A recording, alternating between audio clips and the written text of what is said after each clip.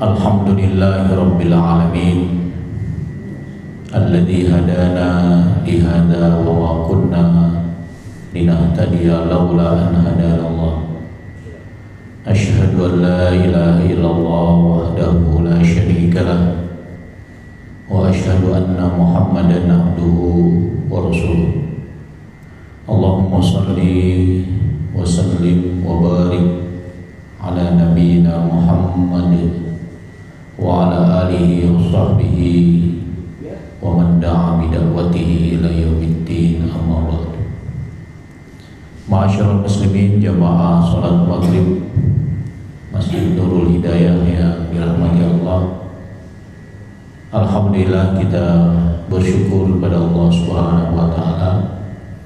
Ini hari pertama kita di tahun 2025.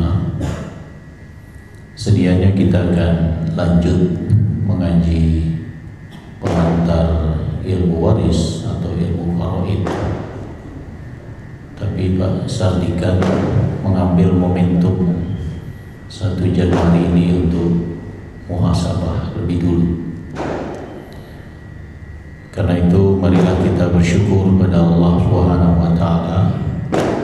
Sampai detik ini keimanan dan keislaman kita masih terus melekat di hati kita. Bisa jadi itu pengaruh dari doa kita, Rabbana la tuzigh qulubana ba'da idh hadaitana wa hab lana min ladunka rahmah innaka antal wahhab. Doa ini termaktub dalam Al-Quran surat Ali Imran ayat 7. Artinya doa ini dirumuskan sendiri oleh Allah Subhanahu wa taala tempat kita menyampaikan doa kita. Jadi bukan tidak mungkin hati akan condong pada kekufuran, hati akan condong pada kesesatan. Karena itu dengan doa ini kita memohon kepada pemegang hati yang sesungguhnya, pemilik hati-hati yang kita miliki ini, untuk menetapkan hati kita dalam petunjuk iman, petunjuk Islam. Apalagi Allah berwasiat kepada kita semua, wala tamutunna illa wa antum muslimun. Mudah-mudahan 2 ayat itu cukup untuk terus meneguhkan keimanan kita kepada Allah Subhanahu wa taala. Kita juga di pagi dan sore hari menyatakan komitmen dalam zikir pagi dan sore, raditu billahi robba wa bil islami dina wa bi Muhammadin sallallahu alaihi wasallam nabiya. Tapi komitmen ini tidak cukup hanya di lisan, tidak cukup juga hanya terpatri dalam hati tanpa kita wujudkan dalam kegiatan kita sehari-hari. Nah, salah satunya untuk memperkuat komitmen itu adalah beradanya kita di majelis ilmu. Salah satunya yang diselenggarakan oleh Takmir Masjid Nurul Hidayah ini. Jadi hadir kita ke masjid itu niatnya adalah thalabul ilm. Walaupun mungkin kita tidak bawa catatan, tapi niatkan bahwa kita hadir di samping untuk sholat jamaah, kita niatkan yang disebut dengan istiraqun niyah, memadukan niat-niat yang baik. Bahwa saya hadir ke masjid bisa diantaranya untuk sholat jamaah, bisa diantaranya untuk bersilaturahim dengan para sahabat, para teman, bisa diantaranya untuk sebagai thalabul ilm, sebagai orang yang ingin belajar ilmu, dan niat-niat baik yang kita satukan di dalam hati kita. Sehingga sekali kita berangkat ke masjid, ada banyak perolehan kebaikan yang kita tujukan untuk mendapat ridho Allah Ta'ala. Karena itu sebelum memulai materi muhasabah ini, saya ingin mengajak kita semua yang berada di masjid ini untuk melafazkan kalimat istighfar sambil mengingat-ingat kesalahan yang pernah kita lakukan, perintah-perintah Allah yang pernah kita abaikan, larangan-larangan Allah yang mungkin pernah kita langgar. Kita berharap Allah mengampuni dosa-dosa kita dan memberikan rahmat kepada kita semua. Kita akan beristighfar lebih dulu beberapa kali. Monggo masing-masing untuk beristighfar. Astaghfirullahaladzim alladzi la ilaha illa huwal hayyul qayyum wa atubu ilaihi. Astaghfirullahaladzim alladzi la ilaha illa huwal hayyul qayyum wa atubu ilaihi. Astaghfirullahaladzim alladzi la ilaha illa huwal hayyul qayyum wa atubu ilaihi. Kemudian kita teruskan dengan 5 kalimat zikir pengganti Al-Fatihah. Bagi mereka yang belum hafal Al-Fatihah, ada 5 kalimat zikir yang berfungsi sebagai pengganti Al-Fatihah di dalam sholat.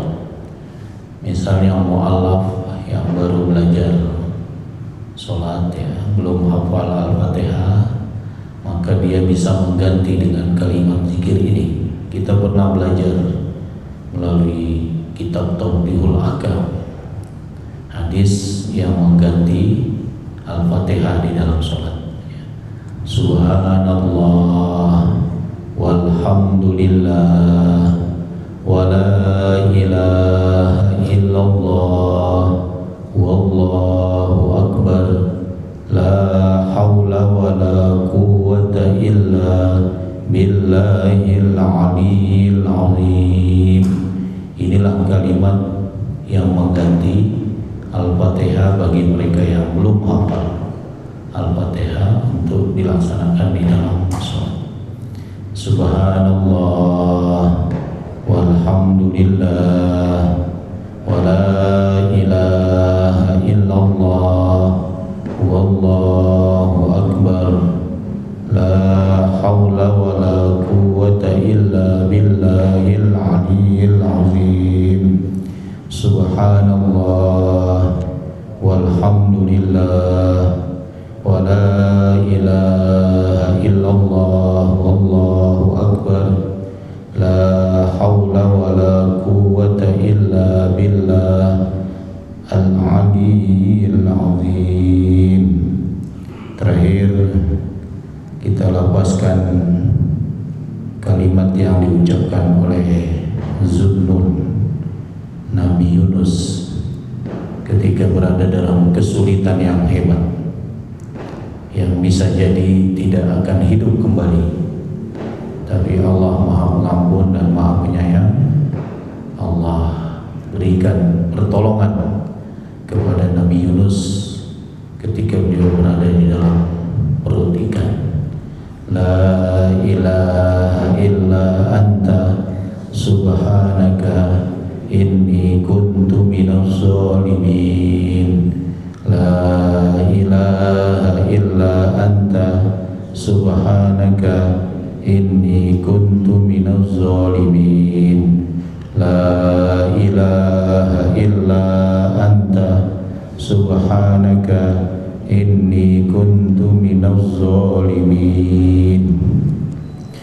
Bapak Ibu, mudah-mudahan di tahun 2025 ini banyak zikir yang bisa kita lafazkan. Di Muhammadiyah tidak mengenal zikir jama'i.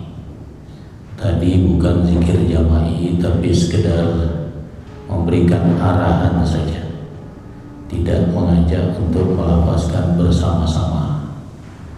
sebagai bentuk taklim, mengajarkan untuk membiasakan berzikir.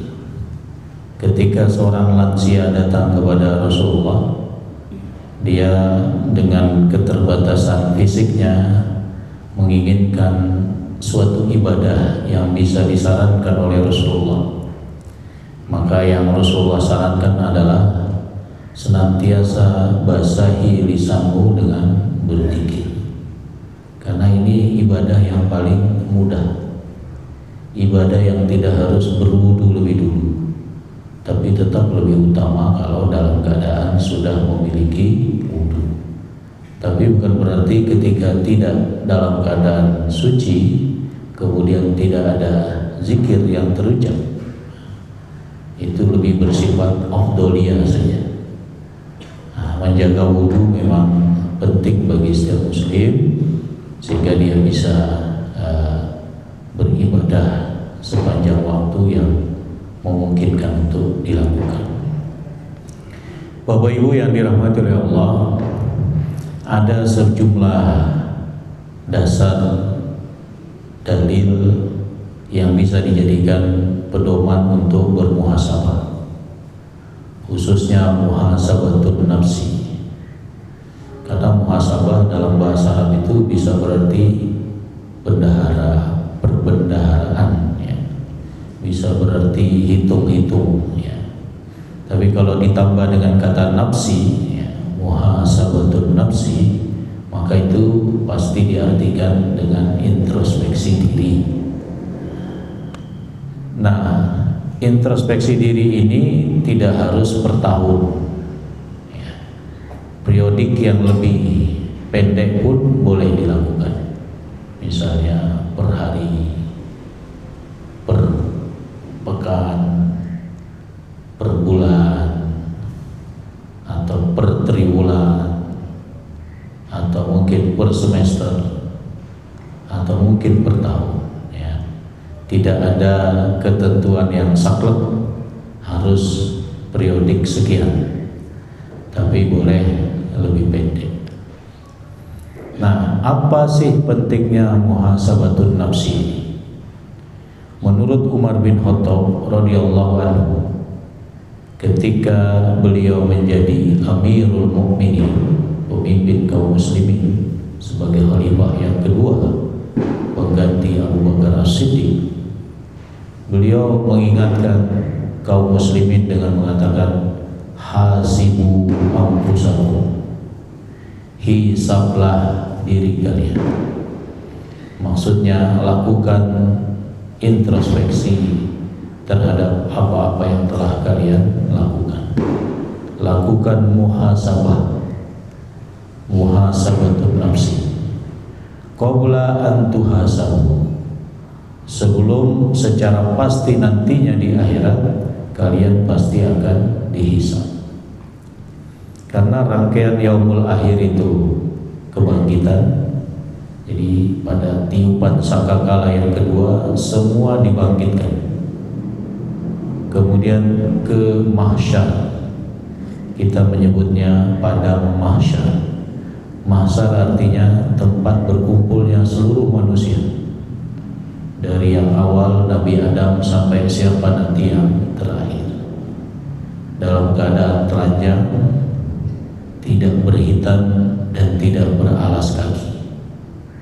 Jadi tidak ada satupun yang berbusana, baik laki maupun perempuan, semuanya dalam keadaan telanjang tanpa busana sehelai pun. Hal itu memunculkan pertanyaan pada Ibunda Aisyah ketika Rasulullah menjelaskan kondisi manusia di mahsyar.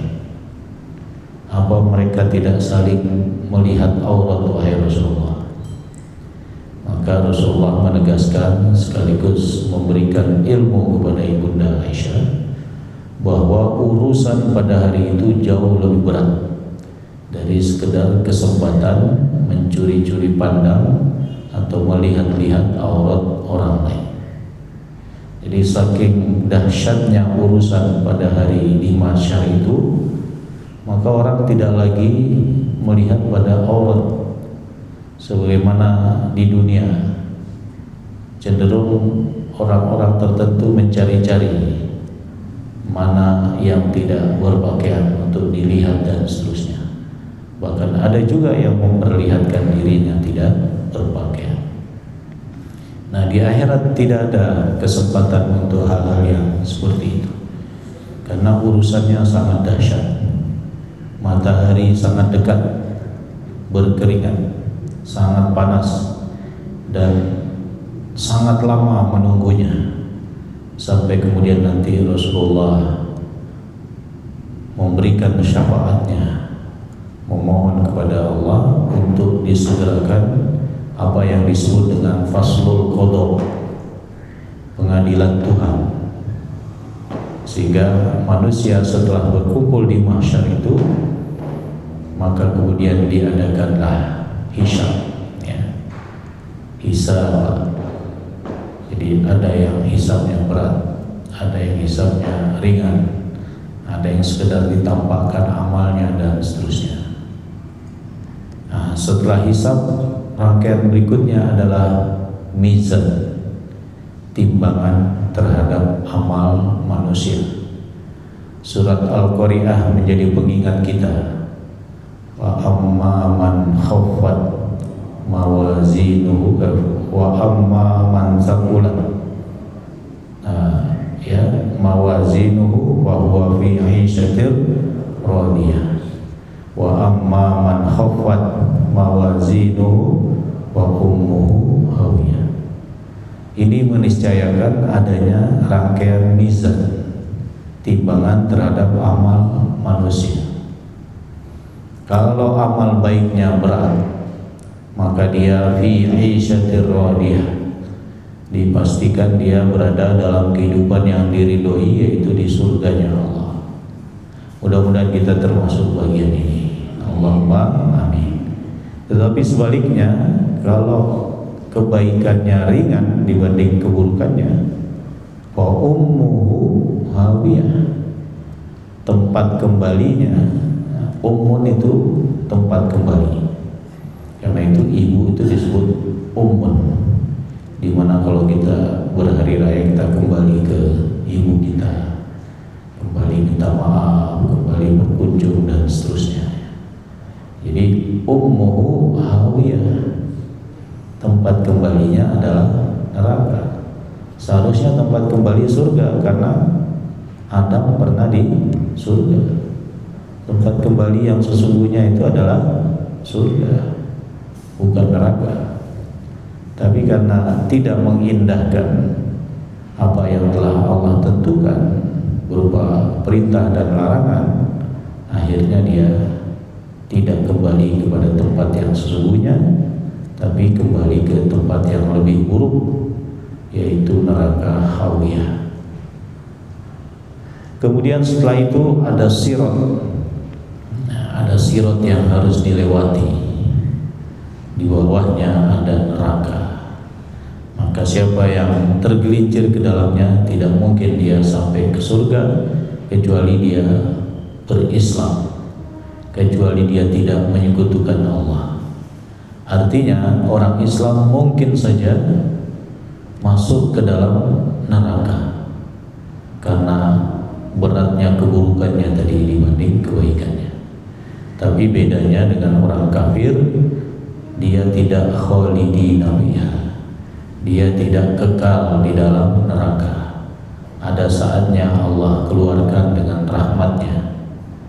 Dipilihlah siapa yang di hatinya ada iman walaupun kecil, tapi dia tidak menyekutukan Allah sampai akhir hayatnya, atau mungkin pernah menyekutukan Allah tapi dia bertobat atas perbuatan itu dan wafat dalam Islam, tetapi kemudian amal buruknya lebih berat dibanding amal baiknya, maka dia akan terjerumus dari sirat itu ke dalam neraka. Yang bisa melewati sirat itu akan masuk ke dalam surganya Allah. Nah, itu rangkaian yang akan kita lewati pada hari akhir. Jadi disinilah pentingnya mengetahui bahwa ada keniscayaan hisab, sehingga Umar saking sayangnya kepada kaum muslimin, mengingatkan mereka semua, hasibu anfusakum, hisablah diri kalian, lakukanlah muhasabah atas diri kalian terhadap amal-amal yang pernah kalian lakukan, qabla an tuhasabu, sebelum kalian nanti akan dihisab. Apa untungnya melakukan hisab di dunia dengan hisab yang sesungguhnya di akhirat? Umar mengatakan, wa inna ahwana alaikum fil hisab godan yaumul qiyamah. Karena hisab yang dilakukan di dunia akan meringankan hisab yang sesungguhnya di akhirat. Bagaimana hubungannya hisab di dunia yang dilakukan secara periodik kemudian bisa meringankan hisab di akhirat? Ya, karena dengan muhasabah itu nanti ada motivasi untuk berubah, motivasi untuk memperbaiki diri, motivasi untuk meningkatkan amal kebaikan. Itu ending dari muhasabah yang dilakukan. Nah, ketika muhasabah itu tidak dilakukan, maka dia akan larut dalam berbagai kemaksiatan, berbagai keburukan yang sangat mudah dilakukan karena setan terus mengajaknya. Karena di sekitarnya pasti ada yang mengajaknya, baik itu setan dari kalangan jin maupun setan dari kalangan manusia. Maka terus memperhatikan untuk melakukan muhasabah menjadi penting. Apa kemudian yang menjadi dasar muhasabah di dalam Al-Quran? Imam As-Sa'di dalam tafsirnya, Tafsir As-Sa'di, merekomendasikan surat Al-Hasyr ayat 18 sebagai ayat muhasabatun nafsi, sebagai asal daripada muhasabah. Aslu muhasabatin nafs, Al-Hasyr ayat 18. Bagaimana bunyi ayat ini? Kita mungkin sering dengar ayat ini. Ayat ini cukup populer. A'udzubillahi minasyaitonir rajim. Ya ayyuhalladzina amanu taqullaha wal tanzur nafsum ma qaddamat lighad. Wattaqullaha innallaha khabirum bima ta'malun. Hai orang-orang yang beriman, bertakwalah kalian kepada Allah, dan hendaklah setiap orang, setiap jiwa memperhatikan apa yang akan dia persiapkan untuk hari esok. Semua tafsir mengatakan hari esok itu adalah hari akhirat. Jadi setiap individu, setiap jiwa harus memperhatikan apa yang dia persiapkan untuk hari esok. Kemudian Allah perintahkan lagi, dan bertakwalah. Sesungguhnya Allah Maha mengetahui secara rinci apa yang telah kalian lakukan. Ayat ini diawali dengan panggilan yang membedakan seseorang dengan yang lain karena adanya identitas iman. An-nida atau panggilan dalam Al-Quran itu ada ya ayyuhan nas secara umum, ada secara khusus ya ayyuhalladzina amanu, dan ini lebih banyak daripada ya ayyuhalladzina kafaru.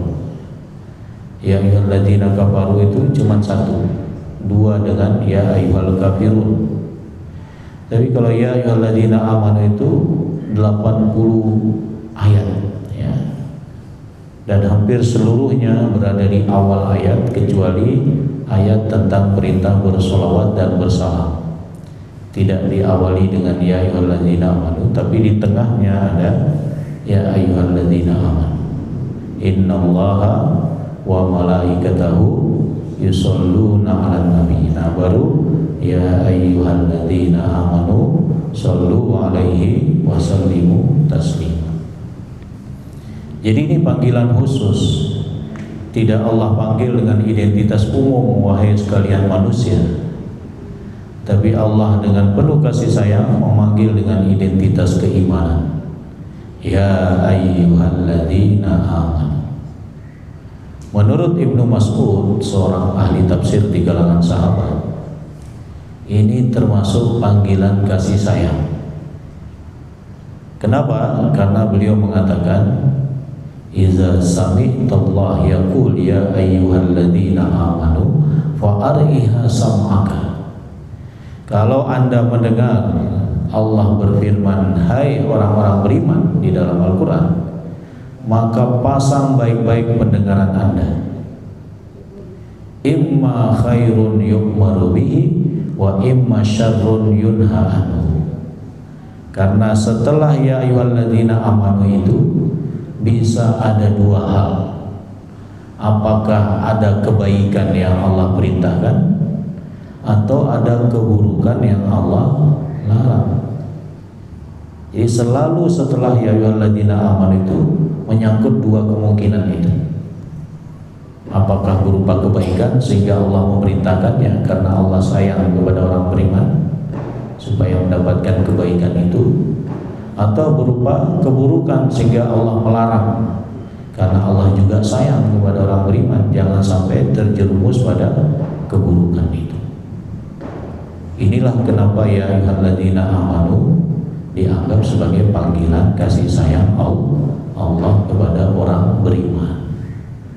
Maka ketika Bapak Ibu baca Quran yang ada ya ayyuhalladzina amanunya, di samping fokus setelah ya ayyuhalladzina amanu, rasakan panggilan itu sebagai kasih sayang Allah Subhanahu wa taala.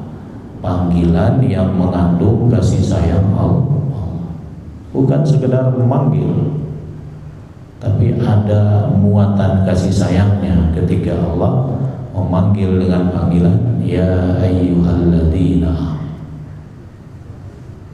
Karena itu setelah ya ayyuhalladzina amanu dalam konteks ayat Al-Hasyr 18 itu Allah perintahkan terlebih dahulu bertakwa. Ittaqullah. Bertakwalah kepada Allah.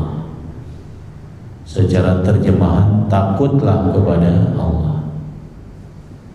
Kalau kita takut pada sesuatu, biasanya cenderung kita menjauh. Kita takut anjing, kita menjauh atau tambah mendekat? Menjauh. Kita takut harimau, ular, kita tambah jauh atau tambah mendekat? Berbeda kalau kita takut kepada Allah, kita tidak menjauh, tetapi kita tambah mendekatkan diri kepada Allah melalui mentaati perintahnya, menjauhi larangannya. Itulah ketakwaan. Baru kemudian Allah perintahkan masing-masing individu wal tanzur nafsum ma qaddamat lighad.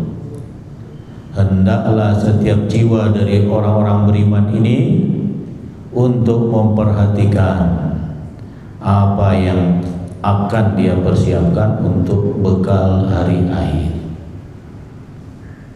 Jadi ajaran Islam itu tidak hanya menyatakan hari akhir itu benar adanya, tapi ajaran Islam juga sampai pada siapkan bekal untuk hari akhirmu, karena hari akhir itu benar adanya, neraka surga itu benar adanya.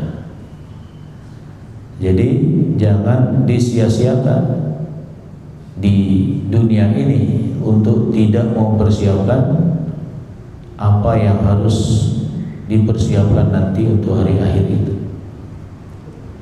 Karena bisa jadi ada penyesalan-penyesalan.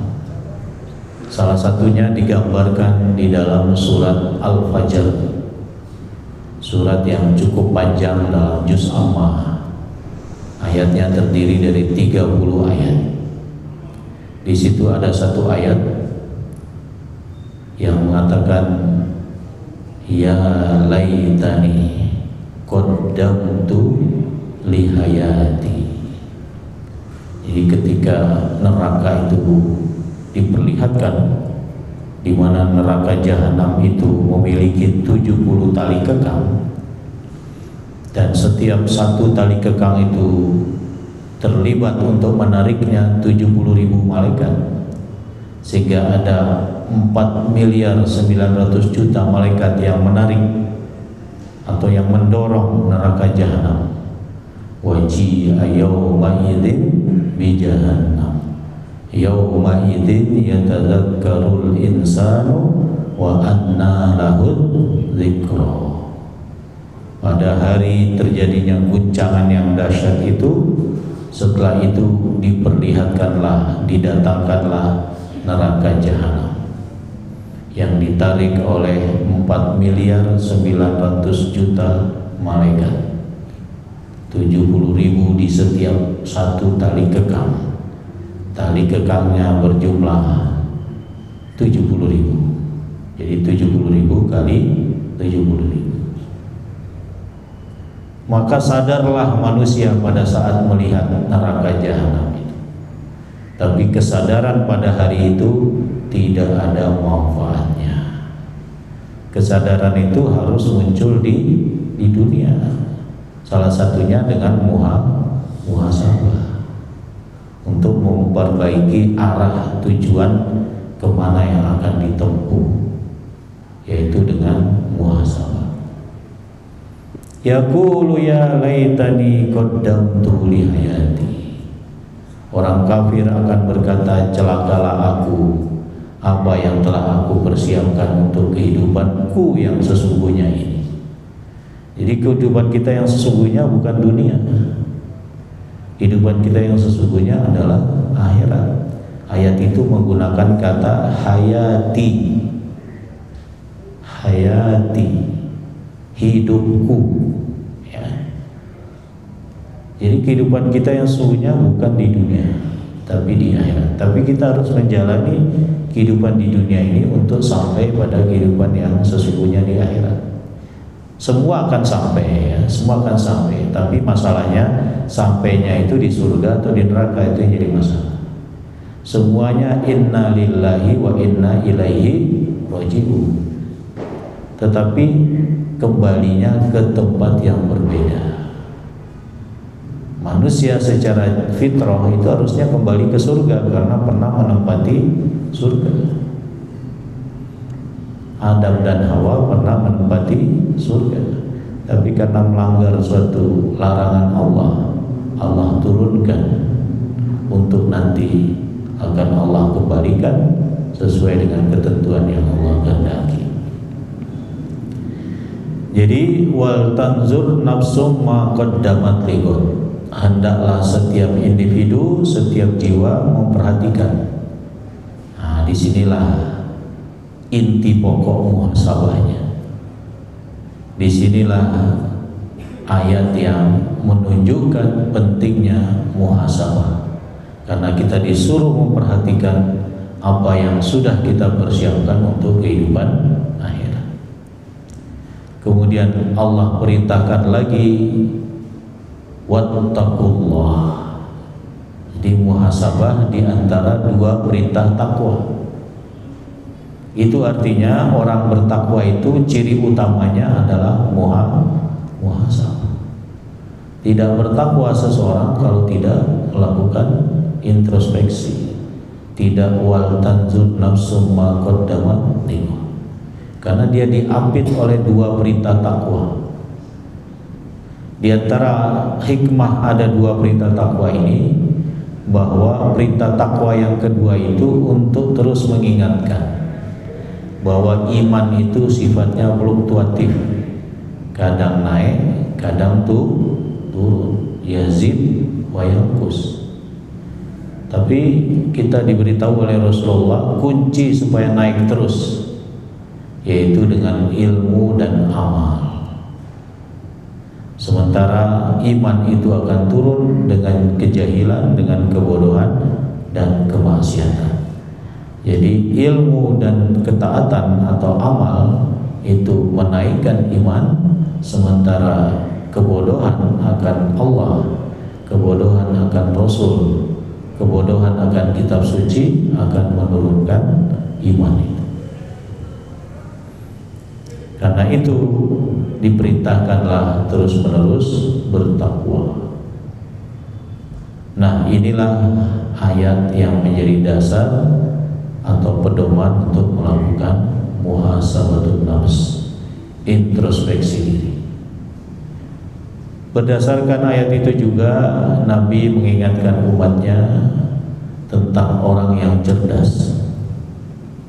Jadi siapa yang cerdas menurut Nabi? Yang cerdas menurut Nabi itu bukan orang yang ahli matematika, bukan orang yang ahli ekonomi, pakar di bidang informatika misalnya. Tapi Nabi menetapkan al-qayyis man dana nafsahu wa amila lima ba'dal maut. Orang yang cerdas itu kriterianya ada dua. Yang pertama, man dana nafsahu, yang selalu menundukkan hawa nafsunya, berhasil tidak memperturutkan hawa nafsunya karena sebab dia melakukan muhasabah. Yang kedua, hasil dari muhasabah itu adalah beramal untuk kehidupan setelah kematian. Jadi orang cerdas menurut Nabi adalah satu, dia berhasil tidak selalu memperturutkan hawa nafsunya karena dia melakukan muhasabah sehingga bisa memperbaiki diri, maka nafsu tidak dia perturutkan selamanya, bisa dia kendalikan dengan iman yang meningkat, bisa dia kendalikan dengan dia beristi'anah, memohon pertolongan Allah. Yang kedua, orang cerdas menurut Nabi adalah orang yang mempersiapkan amalnya untuk kehidupan setelah kematian. Inilah orang yang cerdas. Jadi kalau masih cerdas secara matematis saja, maka belum menyesuaikan cerdas secara spiritual. Cerdas secara matematis, cerdas dalam bidang-bidang tertentu bagus, itu karunia Allah. Tapi tidak boleh berhenti di cerdas secara intelektual saja.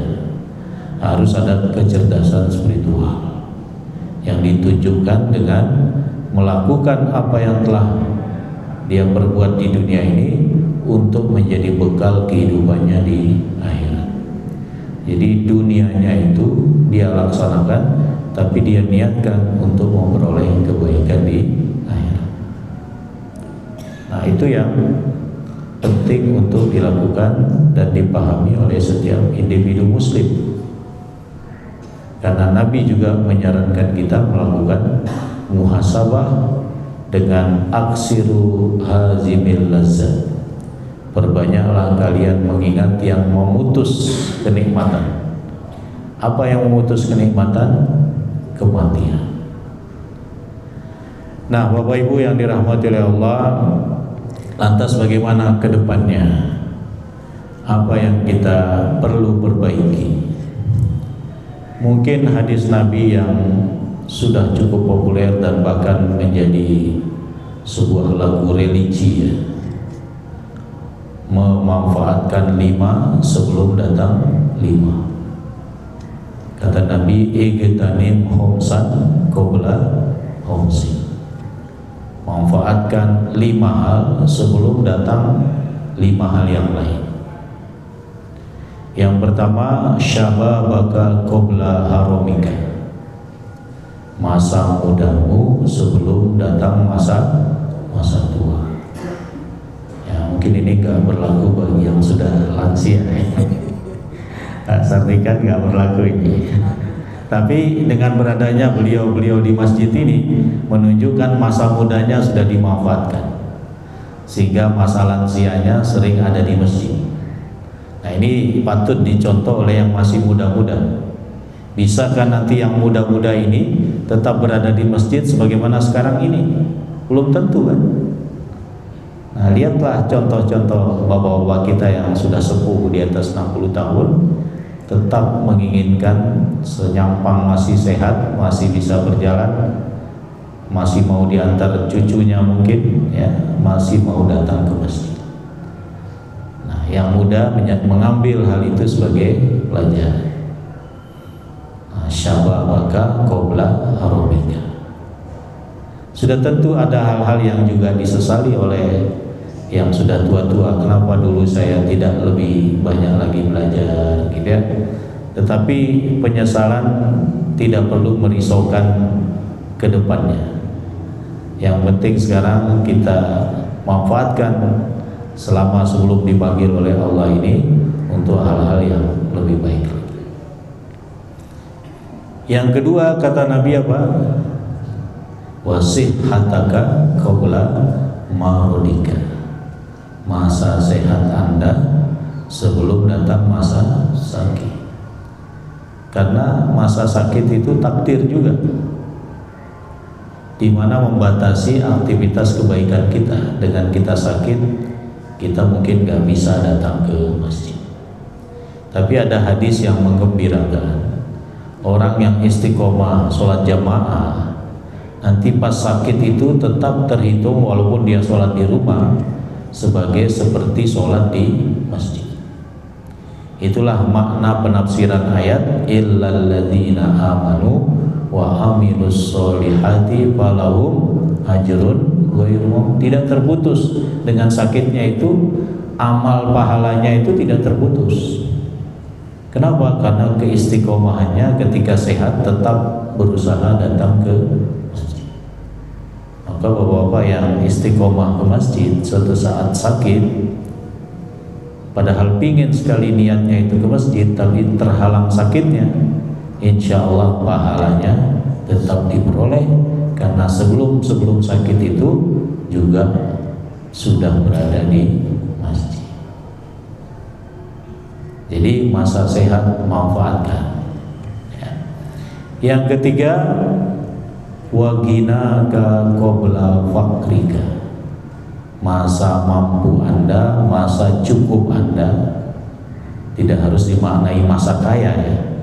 Masa mampu, masa cukup, atau juga masa kaya sebelum datang masa fakrika, kefakiran.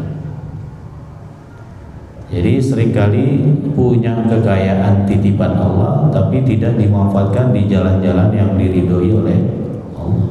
Justru sebaliknya. Maka hadis ini mengingatkan kita, senyampang saya masih punya harta saya, anak-anak saya sudah cukup, nah ini nanti untuk jariah saya, nah gitu. Kemudian wa faraghaka qabla syughlika. Masa luangmu sebelum datang masa sibuk ya, karena sibuk, apalagi sibuk dunia, itu sulit untuk ditinggalkan ya. Nah, mumpung punya masa luang, bukan berarti nanti kalau sibuk nggak sholat gitu ya. Nah, mumpung masih ada luang, maka manfaatkan untuk amal-amal kebaikan. Yang terakhir, wahayataka qabla mautika. Hidupmu, masa hidupmu ini sebelum datang masa mati. Karena kalau sudah mati terputus amal. Ya jelas, karena nggak bisa beramal. Orang mati nggak bisa beramal. Tapi dengan rahmat Allah masih dikecualikan untuk memperoleh pahalanya, walaupun tidak beramal, dapat pahalanya. Yang mengalir terus pahalanya. Ada 3 hal yang dikecualikan. Sedekah yang bernilai jariah ya, artinya sedekah yang dia keluarkan itu bermanfaat, misalnya untuk masjid, hartanya untuk masjid ya, untuk jembatan, untuk sumur, untuk pesantren, untuk panti asuhan dan seterusnya. Itu jadi sedekah jariah. Yang kedua, ilmu yang memberi manfaat bagi yang diajarkan. Yang pernah mengajarkan ilmu dan bermanfaat bagi yang diajarkan. Dengan ilmu itu dia berbuat baik, dengan ilmu itu dia bisa mengatasi hidupnya. Tidak melulu ilmu agamanya, bisa saja ilmu keterampilan. Dengan keterampilan itu dia bisa mendatangkan nafkah untuk keluarganya. Nah, itu juga ilmu yang bermanfaat. Yang terakhir apa? Punya didikan anak-anak soleh yang merupakan anak biologisnya, yang kemudian dia didik menjadi anak yang soleh, yang selalu mendoakannya. Artinya bahwa kekayaan paling penting bagi anak itu bukan harta, tapi pendidikan. Maka pendidikan Islam menjadi penting dengan adanya hadis itu, supaya ada mengalir pahala terus. Meskipun kita sudah wafat, ternyata anak-anak kita masih mendoakan kita yang ada di alam barzah. Bapak Ibu yang dirahmati Allah, karena ini sifatnya muhasabah, maka mungkin gak perlu pertanyaannya, karena waktu Isya juga sudah masuk. Intinya mari senyampang kita di awal tahun 2025, apalagi kita akan jelang bulan suci Ramadan, mari kita tingkatkan apa yang kurang-kurang sebelumnya. Mungkin sebelum-sebelumnya ngajinya kurang, mungkin sebelum-sebelumnya bolong-bolong sholat jamaahnya, banyak sholat sendirinya. Maka itu semua dibenahi, pelan-pelan diperbaiki, memohon kemudahan kepada Allah untuk diberikan kekuatan sehingga mampu untuk melakukannya. Mudah-mudahan Allah membimbing kita semua, memberikan taufik kepada kita sehingga di tahun yang kita hadapi barusan ini menjadi lebih baik, lebih berkah, dan lebih bermanfaat untuk orang-orang di sekitar kita. Allahumma amin. Subhanakallahumma wa bihamdika asyhadu an la ilaha illa anta astaghfiruka wa atubu ilaik. Assalamualaikum warahmatullahi wabarakatuh. Terima kasih kepada saya yang telah